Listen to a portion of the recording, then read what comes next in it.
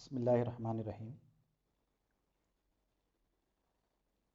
प्रिय मित्रों, माताओं, बहनों, अस्सलामु अलैकुम रहमतुल्लाहि वबरकातुहू। कहा जाता है, बल्कि यही सत्य है कि इस्लाम दीन फितरत है। इस्लाम एक प्राकृतिक धर्म है, या यूं कहा जाए कि इस्लाम ही प्राकृतिक है, फितरत ही इस्लाम है। इस्लाम सिर्फ एक धर्म नहीं, बल्कि जीवन पद्धति का नाम इस्लाम है। अब अगर इस चीज़ को हम सामने रखते हैं कि इस्लाम धर्म जीवन पद्धति है, प्रकृति का दूसरा नाम है, तो यकीनन ये बात ज़रूरी हो जाती है कि एक इंसान की जो प्राकृतिक आवश्यकताएं हैं, जो फितरी ज़रूरतें हैं, उसका इसमें ख्याल किया गया हो। हम इंसान मनुष्य इस धरती पर रहते हैं, जीवन व्यतीत करते हैं, तो हम हर मौके पर खुश रहने के लिए बहुत से बहाने ढूंढते हैं। लोग वीकेंड का इस्तेमाल करते हैं, शाम में सैर तफरीह के लिए लोग बाहर घूमने जाते हैं। ऐसे ही धार्मिक तौर से अगर देखा जाए, धार्मिक रूप से भी, तो लोग व्यक्तिगत तौर से भी और सामूहिक तौर से भी खुशी मनाने के लिए त्यौहार मनाते हैं। हर धर्म, हर जाति के लोग ये काम करते हैं। जब इस्लाम दीन फितरत है, तो यहाँ भी मुसलमानों को खुशी मनाने का पूरा अधिकार दिया गया है। अलबत्ता इस्लाम ने एक नियम दिया है कि खुशी हो या गम का मकाम हो, दोनों ही स्थिति में हम कभी भी अपने अल्लाह को भूले नहीं। गम का अवसर हो तो भी और खुशी का हो तो भी। तो इस्लाम ने इसी प्रकृति को ध्यान में रखते हुए, हमारी फितरी ज़रूरत को ध्यान में रखते हुए दो त्यौहार हमको दिए। एक ईद उल फित्र, जिसको हम मीठी ईद के नाम से जानते हैं, और दूसरा ईद उल अज़हा, जिसे हम बकरीद के नाम से जानते हैं। अब ये जो इस समय महीना चल रहा है अरबी का, ज़िलहिज्जा का महीना चल रहा है, आने वाली 10 तारीख को पूरे विश्व में मुसलमान सामूहिक तौर पर और व्यक्तिगत भी अल्लाह के नाम पर, अल्लाह के लिए, अल्लाह को समर्पण करते हुए कुर्बानी पेश करेंगे मुख्तलिफ जानवरों की। तो अब यहाँ पर एक सवाल ये उठता है कि जब इस्लाम प्राकृतिक धर्म है और फितरत में प्रेम है, मोहब्बत है, दया है, तो फिर ये जानवरों की कुर्बानी क्यों? फिर इस्लाम दीन फितरत कैसे हो सकता है? फिर इस्लाम प्रेम का मजहब कैसे हो सकता है? इस्लाम दया का मजहब कैसे हो सकता है? ये सवाल लोग उठाते हैं और बड़े ज़ोर शोर के साथ उठाते हैं। अभी हम शहर में चलते हैं तो जगह जगह पर एक होर्डिंग आजकल दिख रही है कि मैं मांस नहीं, जीव हूं। तो दोस्तों, आइए हम इस फलसफे को जो इस्लाम का है, कुर्बानी का, उसको हम चंद मिनटों में समझने की कोशिश करते हैं। अभी कुछ दिनों पहले की बात है, मैं ऑफिस से अपने घर पहुंचा तो हमने देखा घर के सामने नगर निगम के लोगों ने जेसीबी लगा करके पूरी सड़क खोद डाली है। अब पहुंचते ही जो मेरे सामने ये मंजर आया, मेरे घर के सामने जो ठीक ठाक रोड थी वो खुदी हुई है, लोगों को परेशानियां हो रही हैं। तो एट ए ग्लेंस जो मेरे सामने बात आई, जो दिल से आवाज आई, ये तो बड़ा गलत हुआ, ठीक ठाक सड़क को खोद दिया, तकलीफ हुई। उस तकलीफ में हमने उसको गलत माना। लेकिन जब उन कर्मचारियों से हमने पूछा कि भाई खुदाई किस लिए हो रही है, तो उन्होंने कहा साहब ये जो नालियाँ यहाँ पर बह रही थी जिससे गंदगी और बदबू आ रही थी, उसको दूर करने के लिए नगर निगम ने निर्णय लिया है कि यहाँ पर सीवर लाइन बिछा दी जाए ताकि पानी अंडरग्राउंड जाए। अब जब मुझे ये मालूम हुआ कि ये तो हमारे भले के लिए खोदा गया है, तो वो कष्ट जो भी मुझे कष्ट लग रहा था, वो खुदाई जो मुझे ख़राब लग रही थी, वही चीज़ अच्छी लगने लगी। बिल्कुल ये जो कुर्बानी पर जो सवाल है, ये बिल्कुल ऐसे ही है। हमारे वो भाई जो इस पर सवाल खड़े करते हैं, जो इसको लोग अप्राकृतिक कहते हैं कि फितरत के ख़िलाफ़ है, ये दया के ख़िलाफ़ है, उनका मामला बिल्कुल ऐसे ही है कि उनको उसके बारे में सही नॉलेज नहीं है। जब सही नॉलेज हो जाएगी, मालूम हो जाएगा, तो ऑटोमेटिकली लगेगा नहीं ये फितरत का एक तकाजा था, ये प्रकृति के नियमों में से एक नियम है और उसको इस्लाम ने फॉलो किया है। तो ये जो कुर्बानी है, कुर्बानी को अगर हम डिक्शनरी में ढूंढें तो ये अरबिक ज़बान का एक शब्द है जिसे कुर्बान कहते हैं और ये कुर्ब से बना है। इसका अर्थ होता है किसी के करीब होना, किसी के लिए अपनी मोहब्बत को साबित करना। और अगर इसी को हम और थोड़ा सा रूप बड़ा कर दें तो ये कहा जा सकता है कि अल्लाह के आगे एक समर्पित भाव के साथ, समर्पण के साथ हम अपनी प्रेम और अपनी समर्पण को जाहिर करने के लिए अलामती तौर पर एक हम बलि देते हैं, कुर्बानी देते हैं, ताकि ईश्वर हमसे खुश हो जाए, हम उसके करीब हो जाएं। इसी को कुर्बानी कहते हैं। ऐतिहासिक तौर से अगर हम देखें तो दरअसल ये एक घटना है जो हजारों साल पहले इस धरती पर घटित हो चुकी है। ईश्वरीय दूत हजरत इब्राहिम अलैहिस्सलाम, इनको अल्लाह ने अपना खलील कहा है, अपना मित्र कहा है, अपना दोस्त कहा है। और दो मित्रों में जो घनिष्ठ मित्र होते हैं, आपस में प्रेम कितना होता है आप अंदाजा कर सकते हैं। तो इब्राहिम अलैहिस्सलाम अल्लाह के मित्र थे, अल्लाह ने उनको अपना मित्र बनाया था। लेकिन जब मित्र बनाया हुआ है तो जाहिर सी बात है मित्रता की बीच बीच में उसका टेस्ट भी होता है। तो मित्र बनाने से पहले जो मामला है, अल्लाह ताला ने एक बार उनके इम्तिहान ये लिया कि इब्राहिम अलैहिस्सलाम के इकलौती एक औलाद इस्माइल अलैहिस्सलाम थे। अल्लाह ने कहा कि भाई अगर आप हमसे मोहब्बत करते हो, मुझसे प्रेम करते हो, तो इस बच्चे को मेरे लिए क्या तुम बलि दे सकते हो। और ये चीज सिर्फ ख्वाब में दिखलाया था, स्वप्न में दिखाया था। इब्राहिम अलैहिस्सलाम जब उठे तो उन्हें कहा कि अगर ये स्वप्न में भी, ख्वाब में भी अगर ये हमारा ईश्वर, हमारा मित्र, हमारा दोस्त मुझसे इस बात की डिमांड कर रहा है तो मुझे तो अपनी प्रेम साबित करना है।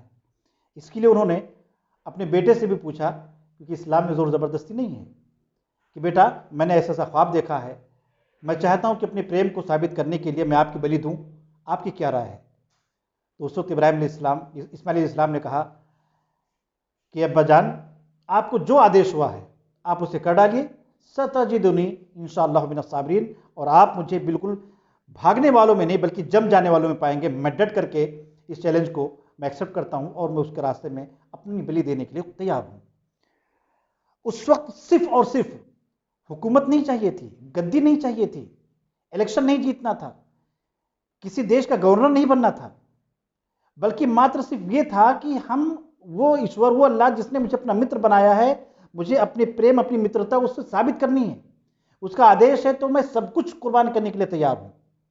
अब अगर उसने हमारी जीवन से भी ज्यादा, क्योंकि किसी भी बाप के लिए उसके जीवन से ज्यादा उसके बेटे का जीवन प्यारा होता है, तो इब्राहिम अलैहिस्सलाम ने कहा कि अगर मेरे जीवन से ज्यादा प्यारा जो मेरा बेटा है, अगर इसको उसने बलि मांगी है तो मैं बिल्कुल तैयार हूं उसके लिए।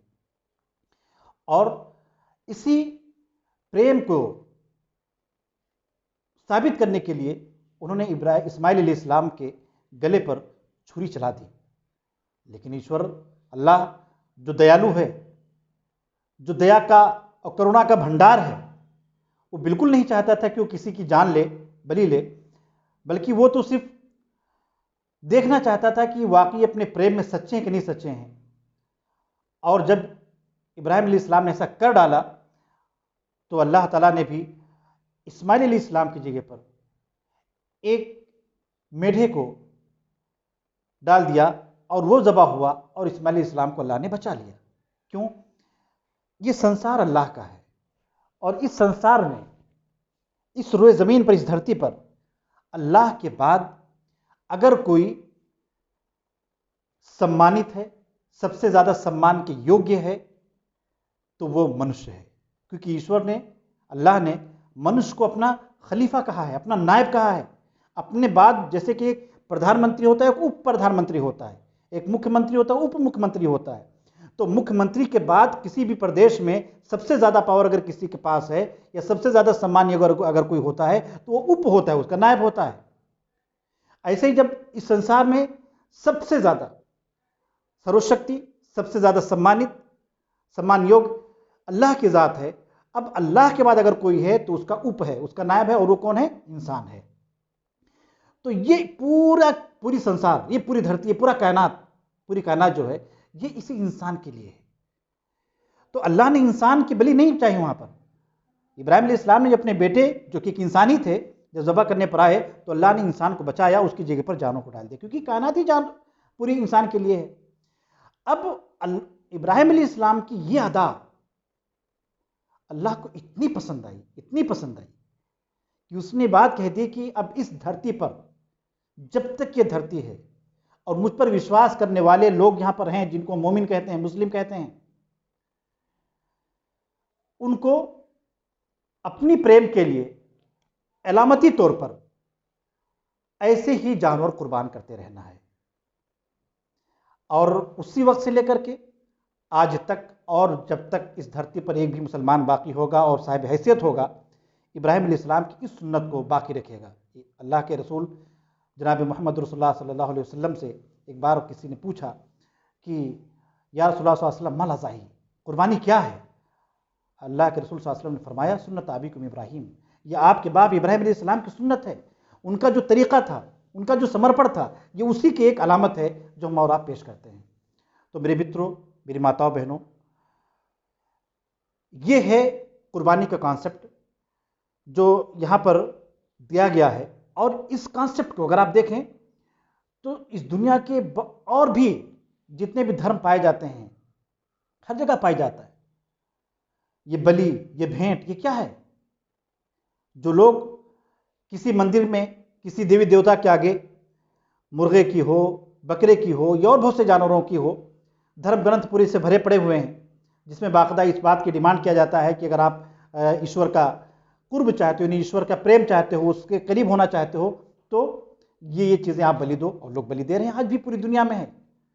चाहे आप ज्यूज़ को ले लीजिए, यहूदी क्रिश्चियंस को ले लीजिए, यहाँ तक कि हम हिंदुस्तान में अपने हिंदू भाइयों को ले लें तो हिंदू मत भी, हिंदू धर्म ग्रंथ भी और हिंदू भाई भी आज प्रैक्टिकली बहुत सारे मंदिरों में बलि देते हैं। तो ये बलि कोई वो चीज़ नहीं, बल्कि दरअसल अपने ईश्वर से प्रेम को जाहिर करने का एक सिंबल है जो इसको पेश किया जाता है। और इसको और भी अगर आगे आप देखेंगे तो इसके और भी बहुत सारे फ़ायदे हैं जो हम सामाजिक तौर से और इकोनॉमिकली भी हम देखेंगे तो इसके बहुत सारे प्रॉफिट, इसके फ़ायदे हैं जो बाद में बताए जाएंगे कभी। आज की इस बैठक में जो चीज़ हमारे सामने क्लियर होनी चाहिए वो यही है कि ये कुर्बानी दया के विरुद्ध नहीं है, ये कठोरता नहीं है, बल्कि इस संसार में ईश्वर के बाद जो सबसे ज़्यादा सर्वसम्मान मनुष्य है, वो अपने उस रब के लिए, उस अल्लाह के लिए अपने प्रेम को जाहिर करने के लिए और उसके सामने एक अहद के लिए वो ये पेश करता है। आप जानते हैं, मैं एक वाक़या आपको बता के अपनी बात को ख़त्म करना चाहूँगा। जब हमारा देश आज़ादी की लड़ाई लड़ रहा था, उस मौके पर हमारे नेता सुभाष चंद्र बोस जी ने क्या कहा था कि तुम मुझे खून दो, मैं तुम्हें आज़ादी दूंगा। और खून दोने का मतलब क्या था? ऐसा नहीं कि ब्लड की उनको ज़रूरत थी, दरअसल उंगली काट करके जो खून देने का मतलब था कि एक शपथ लेनी थी कि अपने इस धरती के लिए, अपने इस देश के लिए हमें आवश्यकता पड़ी तो हम जान भी दे देंगे, हम उससे पीछे नहीं हटेंगे। तो ऐसे ही दरअसल ये एक जो ईद कुर्बान होता है, जो कुर्बानी के दिन है, ये दरअसल एक शपथ ग्रहण समारोह होता है, या आप कह सकते हैं कि ये शपथ का दिन होता है, जिस दिन हर मुसलमान अपने ईश्वर के आगे एक शपथ लेता है। और शपथ ये लेता है, कहता है कि इन्नी वज्जहतु वजहिया लिल्लज़ी फतरा समावाति वल अर्ज़, मैंने अपनी तमाम तरफ से अपने आप को मोड़ करके मैंने अपना चेहरा उस रब के लिए लेकर लिया है, उस पालनहार की तरफ कर लिया है। इन्नी वज्जहतु वजहिया लिल्लज़ी फतरा समावाति वल अर्ज़, जिसने ज़मीन और आसमान को बनाया है हनीफा। और कैसे? क्या? बिल्कुल सरेंडर करके। अब मेरी अपनी कोई ख्वाहिश नहीं है, अब मेरी कोई अपनी इच्छा नहीं है, बल्कि ईश्वर की जो इच्छा है वही मेरी इच्छा है। ईश्वर जिससे खुश है उसी में हम खुश हैं, ईश्वर जिससे नाराज होगा उससे हम बचेंगे। वमा अना मिनल मुशरिकीन, और हम अपने उस ईश्वर के साथ किसी को शरीक नहीं करने वाले हैं। वो एक है, हम उसको एक ही मानेंगे, और उसके अलावा किसी और के आगे हम नतमस्तक नहीं होंगे, किसी और के आगे अपना शीश नहीं झुकाएंगे, उसके अलावा किसी को अपना पालनहार नहीं बनाएंगे, उसके अलावा किसी को हम अपने किस्मत के फैसले वाला नहीं बनाएंगे।